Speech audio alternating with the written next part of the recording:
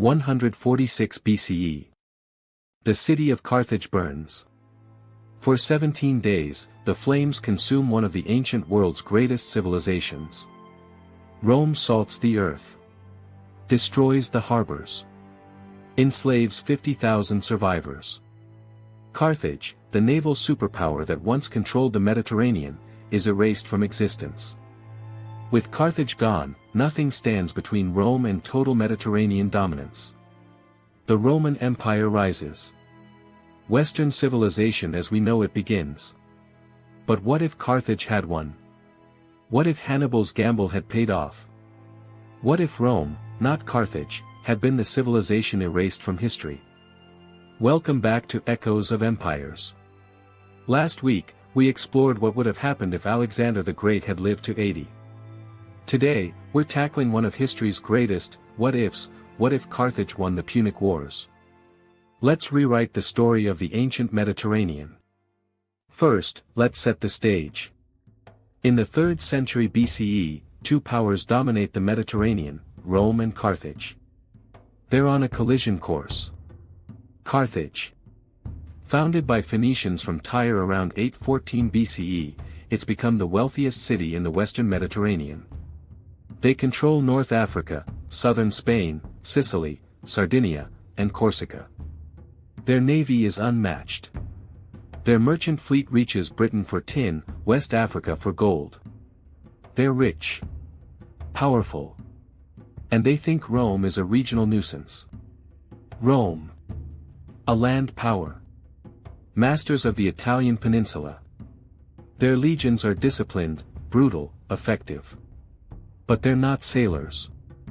They've barely left Italy. To Carthage, Rome is a problem to be managed, not a threat. 264 BCE. The First Punic War begins. The prize? Sicily. It's close to both powers. Wealthy. Strategic. For 23 years, they fight. Rome learns naval warfare, fast. They copy Carthaginian ship designs, add boarding ramps, turn sea battles into land battles. 241 BCE. Rome wins. Carthage loses Sicily, pays massive reparations, and seethes with resentment. Legend says Hamilcar made young Hannibal swear eternal hatred of Rome. Whether true or not, Hannibal will make Rome bleed. 218 BCE. The Second Punic War begins. Hannibal does the impossible, crosses the Alps with 40,000 men and 37 war elephants.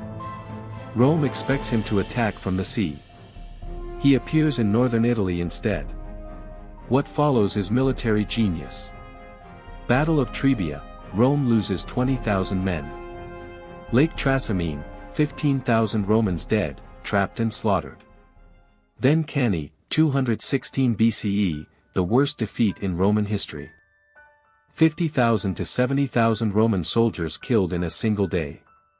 Hannibal spends 15 years in Italy, undefeated in pitched battle. Rome is on its knees. Their allies defect. Their armies shattered. But Rome doesn't surrender. They refuse peace. They adapt tactics. A young general named Scipio takes the war to Africa, threatening Carthage itself. 202 BCE. Battle of Zama. Hannibal, recalled to defend Carthage, finally faces defeat. Rome wins the Second Punic War. Carthage survives, barely. Stripped of empire. Paying crippling reparations. Rome watches, waits, and fears Carthaginian resurgence. Senator Cato ends every speech with, Carthago delenda est, Carthage must be destroyed. 149 to 146 BCE. The Third Punic War. Rome needs no real justification. They besiege Carthage for 3 years, break through, burn everything. The city that stood for 700 years is gone. That's what happened. Now let's explore what could have happened. 216 BCE. After Cannae, Hannibal stands at the gates of Rome. His cavalry commander, Hannibal, reportedly says, "You know how to win a victory, Hannibal, but not how to use one." Hannibal doesn't march on Rome immediately. Why? His army is exhausted. He lacks siege equipment. Rome's walls are formidable. He's hoping Roman allies will defect and Rome will negotiate peace. Here's our divergence point. What if Carthage had sent reinforcements? In our timeline, they didn't. Politics, short-sightedness, and jealousy kept support minimal. But what if Carthage's government had seen what Hannibal saw, a chance to destroy Rome forever? Imagine, 217 BCE, immediately after Cannae. Carthaginian fleets arrive on the Italian coast. 20,000 fresh troops. Siege towers. Battering rams. Engineers. Supplies. Hannibal now has the tools to besiege Rome. The city is demoralized. Half their military-aged men are dead. Allies are abandoning them. The Senate is in chaos. The siege lasts 4 months. Brutal. Desperate. Rome's legendary stubbornness holds, but not enough. The walls are breached. Hannibal's veterans, who've marched from Spain, crossed the Alps, and won 4 impossible victories, pour into the city. Rome falls. Not erased like Carthage will be in our timeline, but broken. Conquered. Humiliated. 218 BCE. The peace terms. Rome keeps central Italy but loses everything else. All Roman territories in southern Italy go to Carthage or become independent. Rome pays massive tribute for 50 years. Rome dissolves its navy entirely. Rome provides hostages, including noble children, to guarantee compliance. Roman alliance system, their greatest strength, dismantled. Hannibal returns to Carthage, not as a defeated general begging for mercy, but as the man who broke Rome. He's 29 years old. He'll live another 40 years. And he's just getting started. 215 to 200 BCE. With Rome neutralized, Carthage is unchallenged in the Western Mediterranean. They don't just survive, they thrive. The empire now includes all of North Africa from modern Libya to Morocco. Southern and eastern Spain, Hispania. All Mediterranean islands, Sicily, Sardinia, Corsica, Balearic Islands. Southern Italy, formerly Rome's allies. Coastal Gaul, southern France. Their navy, always superior, now has no rivals. Every trade route, every port, every coastal city pays tribute to Carthage or trades under Carthaginian terms. The money is staggering. Spanish silver mines operate at full capacity. North African grain feeds the Mediterranean. Trade with sub-Saharan Africa brings gold and ivory. Eastern trade routes through Egypt connect Carthaginian merchants to Indian spices and Chinese silk. Carthage itself transforms. The harbors expand. New temples rise. The famous circular military harbor, able to house 220 warships, is just one of several. Carthage becomes what Rome never got the chance to be, the undisputed capital of the Mediterranean world. But here's what makes this alternate timeline fascinating: Carthaginian culture is fundamentally different from Roman. Carthage is Phoenician. They're traders, not conquerors. They prefer profit to territory. When Rome conquered, they imposed Roman law, language, and culture. When Carthage controls territory, they're more hands-off. Pay your taxes, keep trade routes open, and they don't care how you govern locally. This creates a more diverse Mediterranean. Greek culture survives stronger in the east. Celtic culture persists in Gaul and Iberia. Local languages aren't replaced by Latin, because in this timeline, Latin is a dying language spoken by a humiliated central Italian city-state. Carthaginian focus on trade accelerates some developments. Improved navigation techniques. Better shipbuilding. Advanced accounting and banking systems. More exploration. They historically sailed to Britain and possibly around Africa. With Rome out of the way, Carthaginian explorers push further. The Atlantic coast of Africa is mapped in detail. Expeditions reach the Canary Islands.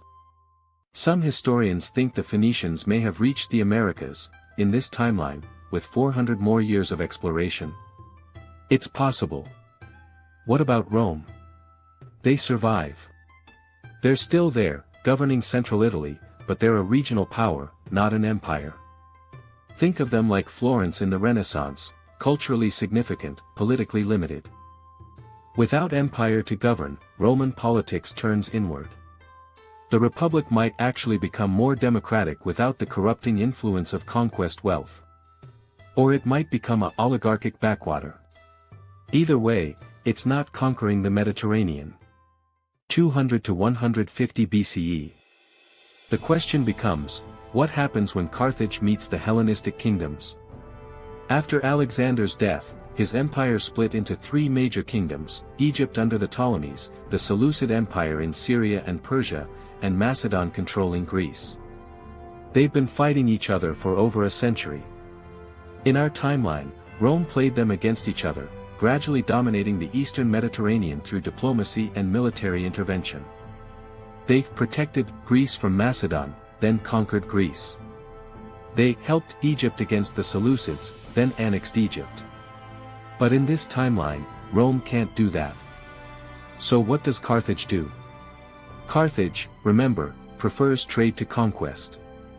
They're already trading with Egypt. They have no interest in conquering Greece. It's poor, mountainous, and politically fragmented. Not worth the effort. What likely happens? Carthage maintains balance of power diplomacy. Keep Egypt, Macedon, and the Seleucids roughly equal so none can threaten Carthaginian trade interests. Sell weapons to whoever needs them. Mediate disputes when trade routes are threatened. It's not conquest, it's a sphere of influence. A Carthaginian-dominated trade network spanning from Britain to India. Less political unity than Rome would impose, but more economic integration. This creates fascinating cultural exchanges. Phoenician alphabet spreads further. Greek philosophy mixes with Carthaginian pragmatism. Egyptian religious practices influence Carthage. Indian mathematical concepts reach the Mediterranean faster. The religious landscape is completely different. Without Rome, there's no Roman persecution of early Christians. Does Christianity still spread? Maybe, but through different channels. Paul of Tarsus can't travel on Roman roads with Roman protection. The entire early church develops differently, if it develops at all. Judaism develops differently too. No Roman destruction of the Second Temple in 70 CE. No diaspora forced by Roman persecution. Jerusalem remains a major religious center under Carthaginian or Hellenistic control. Let's jump forward to what would be 1st century CE in our timeline, about 100 to 200 years after Carthage's victory. The Mediterranean is a Carthaginian lake. Their trade empire is at its peak. But empires don't last forever.